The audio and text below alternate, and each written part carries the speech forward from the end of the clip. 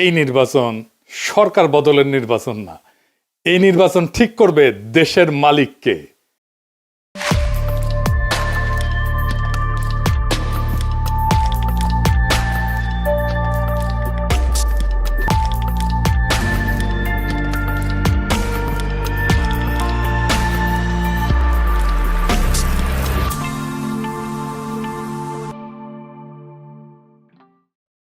এগারো দলের নির্বাচনে ঐক্য হয়েছে, আলহামদুলিল্লাহ। এইটা আরো ভালোভাবে হইতে পারতো, কিন্তু হয় নাই। যাই হোক, অসুবিধা নাই। এই জোটকে এখন বিজয় হইতে হবে। বিজয়ী হইতে পারলে এটা বাংলাদেশের গেম চেঞ্জার হবে, ইতিহাস বদলায় যাবে, বাংলাদেশের রাজনীতি বদল হয়ে যাবে চিরজীবনের জন্য। বাংলাদেশের মানুষ সত্যিকারের আজাদি পাবে। এগারো দলের নির্বাচনে ঐক্য জিতে যাবে, হ্যাঁ জিতে যাবে। এইটা কওয়া যেতে পারে পিস অফ কেক, আপোষে ঘটতে পারে যদি তারা রাইট স্ট্র্যাটেজি নিয়ে মাঠে থাকতে পারে। আর মাত্র 3টা সপ্তাহ। নতুন বাংলাদেশের দিশা দেখাইতে হইলে আপনার একদম নতুন স্ট্র্যাটেজি নিয়ে আগাইতে হবে।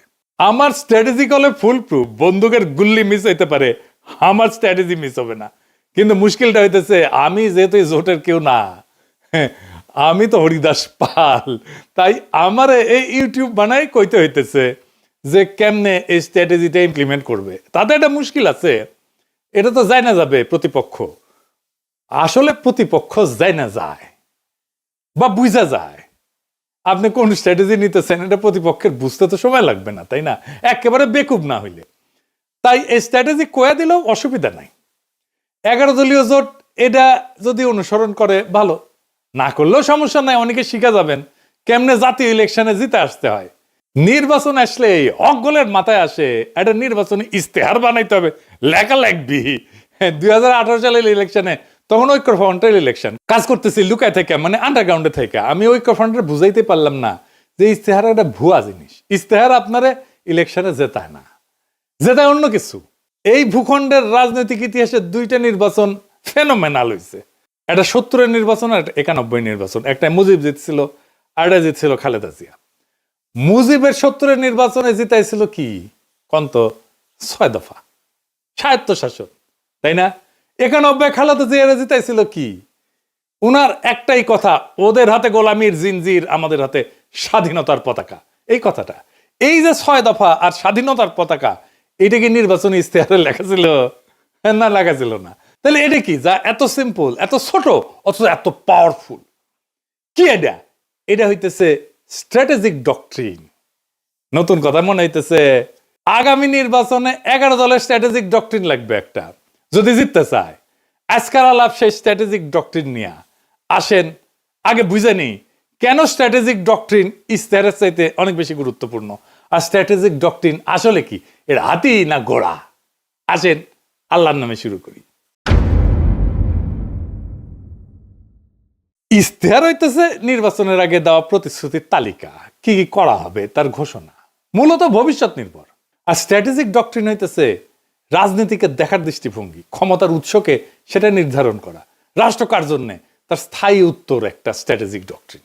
ইস্তেহার বলে কি করব, ডক্ট্রিন বলে কেন করব আর কার জন্য করব। মানুষ এই সমস্ত ইস্তার ফিস্তার বিশ্বাস করে না, পড়েও না।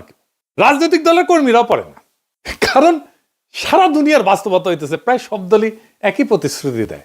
চাকরি দেব, বেকারত্ব কমাবো, দাম কমাবো, দুর্নীতি কমাবো, কিন্তু মানুষ জানে এগুলো ভুয়া, কিছুই হবে না, কিছুই পূরণ হবে না। ফলে ভোটাররা এই সমস্তকে পাত্তা দেয় না। কিন্তু ডক্ট্রিন ইস্তেহারের এই সীমাবদ্ধতা ভেঙে ফেলে। ইস্তেহার যাচাই হয় ক্ষমতায় গেলে, ক্ষমতায় যে সে করলো কিনা। আমি কিন্তু আওয়ামী লীগের ইস্তেহার নিয়ে বেশ কয়েকটা এপিসোড করছি যে ওরা কোনোটাই কিছু করে নাই, বাস্তবায়ন করে নাই। কিন্তু ডক্ট্রিন যাচাই হয় ভোট দেওয়ার আগেই। ডক্ট্রিন মানুষকে প্রশ্ন করায়, আমি কি এই ডক্ট্রিনের মধ্যে নিজেকে দেখতে পাই? এই দল আসলে আমাকে কি মনে করে? মানুষ ইস্তেহার বিশ্বাস না করলেও ডক্ট্রিনকে চিনতে পারে। ইস্তেহার হয় পরিস্থিতি নির্ভর, আর ডক্ট্রিন সময় স্বাধীন। জিনিসপত্রের দাম বাড়লে ইস্তেহার বদলাবে, যুদ্ধ হইলে ইস্তেহার বদলাবে, কিন্তু ডক্ট্রিন বলে যে পরিস্থিতি আসুক ক্ষমতার কেন্দ্রটা বদলাবে না, ভোটাররা তাতে নিরাপত্তা পায়। ইতিহাস বলে যে দল ডক্ট্রিনে যেতে সে নির্বাচনে যেতে। নির্বাচনের মাঠে ডক্ট্রিন কি করে? 1 নাম্বার, ভোটকে একটা ডিল থেকে ঘোষণা বানায় দেয়। ইস্তেহার, আমি ভোট দিচ্ছি কারণ তুমি দিবা আমারে, তাই তো? আর ডক্ট্রিন বলে আমি ভোট দিচ্ছি কারণ আমি জানি ও আমি কে তার কাছে। 2 নাম্বার, প্রতিপক্ষের কথা কেউ নিজের করে নেয়। তার প্রতিপক্ষ যত কথা বলবে আমাদের ফ্রেমে বলবে, এটাই ডক্ট্রিন ঠিক করে। এটা আমরা আগে পরে আরো বিস্তারিত বলবো। ডক্ট্রিন ঠিক হলে ইশতেহার তার বাইরে যেতে পারে না। ডক্ট্রিন ইশতেহারের সীমা টেনে দেয়। আর মানুষের মনস্তত্ত্ব, মানুষ কি বিশ্বাস করে? মানুষ বিশ্বাস করে যে তাকে সম্মান দেয়, যে তাকে ছোট করে না, যে তাকে মর্যাদা দেয়, যে তাকে রাষ্ট্রের মালিক বানায়, তাকে বিশ্বাস করে। আর ইশতেহার বলে আমি তোমার এটা দেব। ডক্ট্রিন বলে আরে তুমি কি দেবো, তুমি তো মালিক। ডক্ট্রিন এটা বুঝায় দেয়। ইশতেহার আপনাকে গ্রহীতা বা অনুগ্রহ প্রার্থী বানায়, ডক্ট্রিন আপনাকে মালিক বানায় দেয়। মালিক ভিক্ষার উপরে ভোট দেয় না। নির্বাচন তো প্রতিশ্রুতির প্রতিযোগিতা না, নির্বাচন দেশের মালিকানা নির্ধারণ করে। তাই ইশতেহারের চেয়ে গুরুত্বপূর্ণ আমরা রাষ্ট্রকে, রাজনীতিকে, মানুষকে, জনগণকে, রাষ্ট্রের সাথে জনগণের সম্পর্ককে কিভাবে দেখি। নির্বাচনে মানুষ প্রতিশ্রুতিতে ভোট দেয় না, এটা বুঝতে হবে বাংলাদেশের পলিটিশিয়ানদেরকে। নিজের অবস্থানকে যে বুঝাই দিতে পারে তারে ভোট দেয়। আর যেই দল মানুষকে তার অবস্থান বুঝায় দেয় সেই দল ইশতেহার ছাড়াই জয়ী হইতে পারে। ইশতেহার ভুয়া জিনিস, ডক্ট্রিন আসল জিনিস। তাইলে 11 দলীয় জোটের বিজয়ের লক্ষ্যে স্ট্র্যাটেজিক ডক্ট্রিন কি হইতে পারে?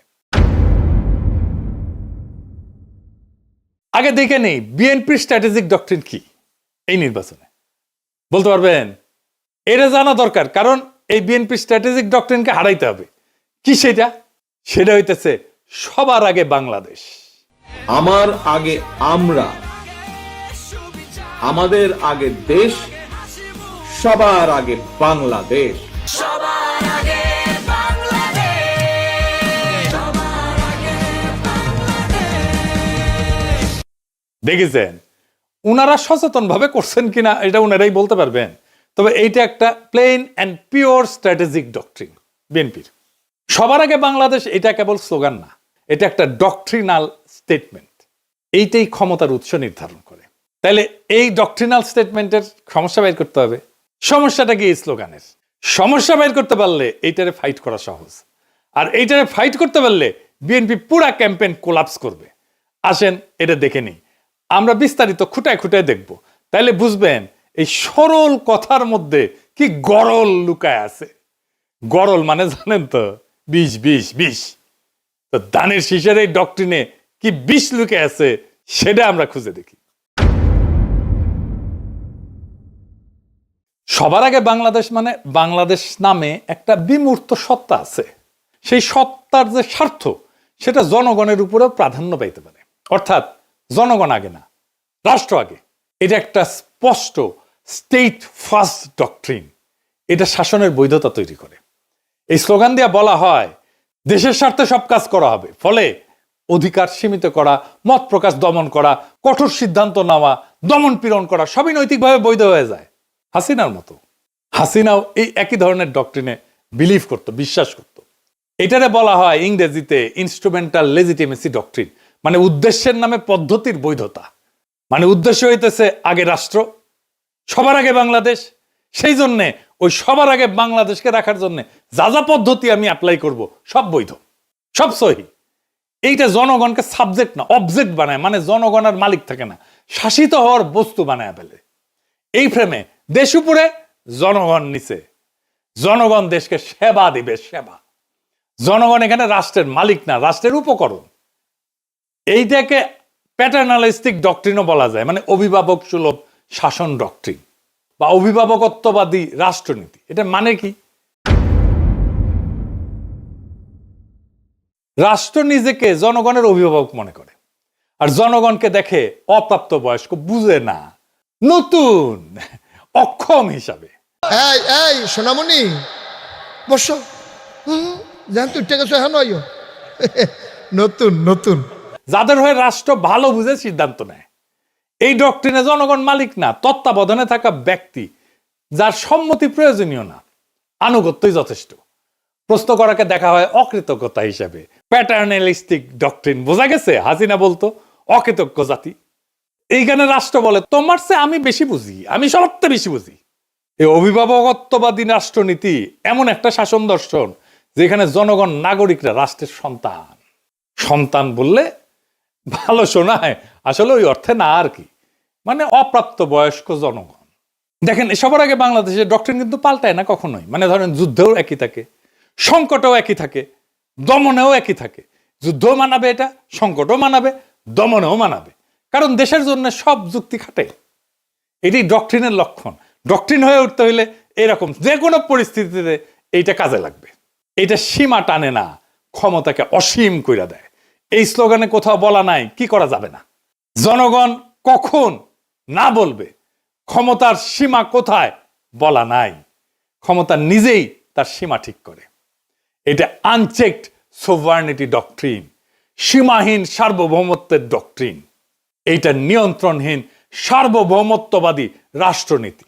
রাষ্ট্র নিজেই নিজেকে চূড়ান্ত ক্ষমতার উৎস মনে করে, যার উপরে জনগণের সম্মতি, জনগণের জবাবদিহিতা চাওয়ার অধিকার, এমনকি জনগণের এটা সীমা ঠিক করে দেওয়া, এটা কাজ করে না। এই ডক্ট্রিনে ক্ষমতার উপরে কোনো কার্যকর নিয়ন্ত্রণ থাকে না। রাষ্ট্রের স্বার্থ সব প্রশ্নের ঊর্ধ্বে। নাগরিক অধিকার এখানে শর্ত সাপেক্ষ হয়ে যায়। রাষ্ট্র বলে আমি সিদ্ধান্ত নেব, সীমা আমি ঠিক করব, তুমি কোন তেজপাতা, তুমি কোন।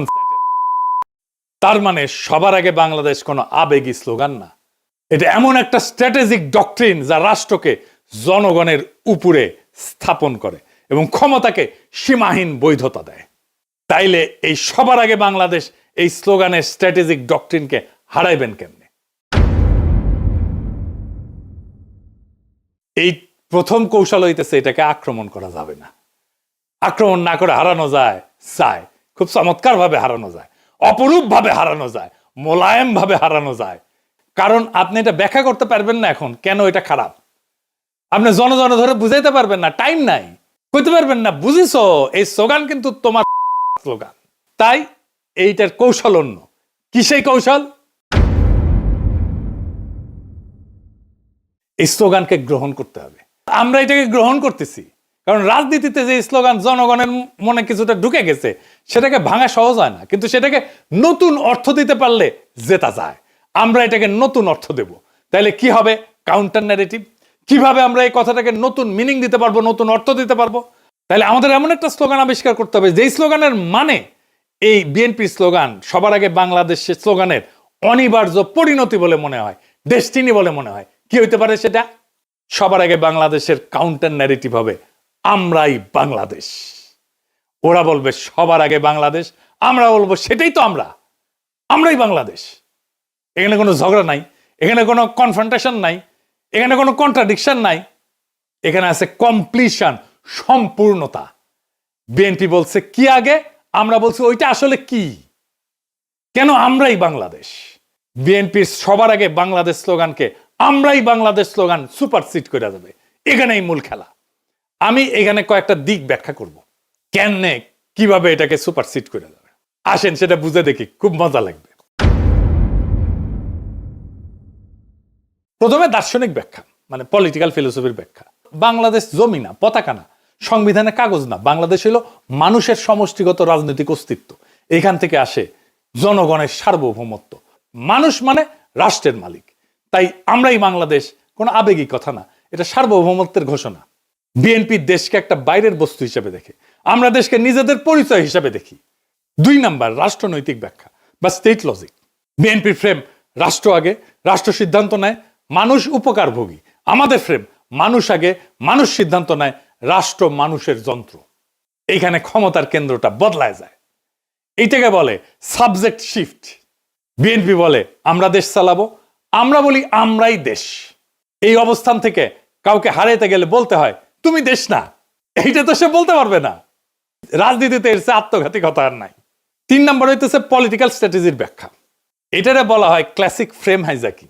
বিএনপি যতবার বলবে সবার আগে বাংলাদেশ, ততবার তারা আসলে বলবে আমরা আগে। তারা নিজেরাই জনগণকে কেন্দ্র বানাবে, আমাদের ফ্রেম রিপিট করবে। এটারে বলা হয় নো এসকেপ ন্যারেটিভ। ওরা কথা বললেই আমার ভাষায় কথা বলবে। 4 নম্বর হইতেছে মার্কেটিং ব্যাখ্যা, পলিটিক্যাল মার্কেটিং আর কি, মানে পণ্যের মার্কেটিং না। বিএনপির স্লোগান অ্যাবস্ট্রাক্ট প্রোডাক্ট সেন্ট্রিক, মানে মানুষ শুধু সমর্থন করে। আমাদের স্লোগান আইডেন্টিটি বেসড, মানুষ নিজেকে এটার ভিতরে দেখতে পায়। মানুষ পোস্টারে লিখবে আমরাই বাংলাদেশ, কারণ এটা স্লোগান না, এটা সেলফ আইডেন্টিটি স্টেটমেন্ট। মানুষ যেটা নিজের পরিচয় মনে করে ওইটার সাথে বিশ্বাসঘাতকতা করে না। বোঝা গেছে? খুব সিম্পল 2টা শব্দ, বিধ্বংসী। আপনাদের মনে আছে আওয়ামী লীগের জয় বাংলা স্লোগানটারে ক্যাপচার কইরা ধ্বংস করে দিছিলাম, আগে ক্যাপচার করছি তারপরে ধ্বংস করে দিছি, ডেস্ট্রয় করে দিছি। বেশি দিন আগের কথা না, মনে আছে না যেই স্লোগান তাদেরকে উদ্দীপ্ত করার কথা, সেই স্লোগানটাকে আগে ক্যাপচার কইরা ধ্বংস করে দিছিলাম একেবারে পুরাপুরি।